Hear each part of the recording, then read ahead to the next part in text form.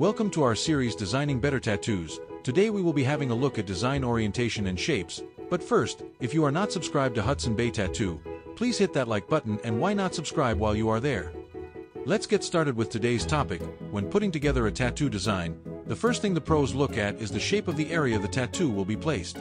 Most of the time you will find that this shape will be taller than it is wide, and the most common shape is a variation of an oval or rectangle. Whether we are looking at the calf, thigh, forearm, upper arm, ribs, or back, the shape we see could be described as being oriented as a portrait shape versus a landscape. Because tattooing is an art form, rules aren't something that many feel should apply, and for the most part rules are made to be broken. However, what is also true is that as tattoo artists we sometimes encounter issues that could be prevented with some forethought and following some basic rules. One of the most common design flaws happens with simple lettering designs often placed on the forearm. This is something that also comes up with placements on the ribs, and the issue has to do with the shape and orientation of words and sentences themselves. As we know, words and sentences flow from left to right and naturally fall into the landscape orientation. The tendency for newer tattoo designers or a layperson designing their own tattoo is to turn the words or sentence 90 degrees. This forces the flow of the tattoo to where it reads sideways down the arm like the spine of a book. This approach creates a handful of issues such as readability, but more importantly, the most negatively impacted is flow.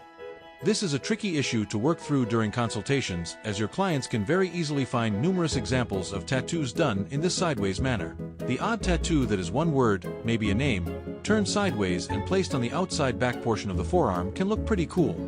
There are always exceptions to the rules, and an argument can be made for that particular exception.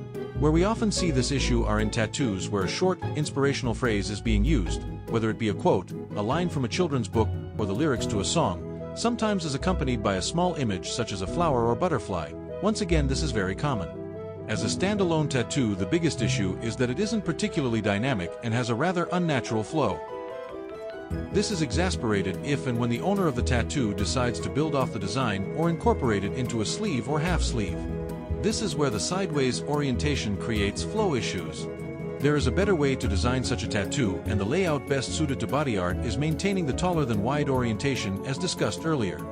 In designing this type of tattoo better, it is most helpful to consider the ideal shape for most body placements is exactly the same as a greeting card.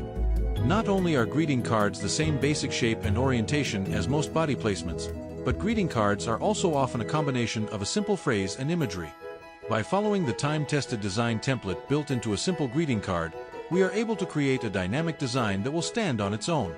Something that will easily allow further expansion, and the sentiment to be read without someone having to turn their head sideways or having to hold your arm out at your side. From the artist's perspective, it is a far more natural orientation to apply, often making it easier to end up with perfectly clean lettering and a more dynamic tattoo overall. At the end of the day, the job of a tattoo artist is to give their clients the best tattoo possible. This has been the first in our series, Designing Better Tattoos. If you have any thoughts on this video, I would love to hear from you in the comment section below. Please remember to hit like and subscribe, and thank you for watching.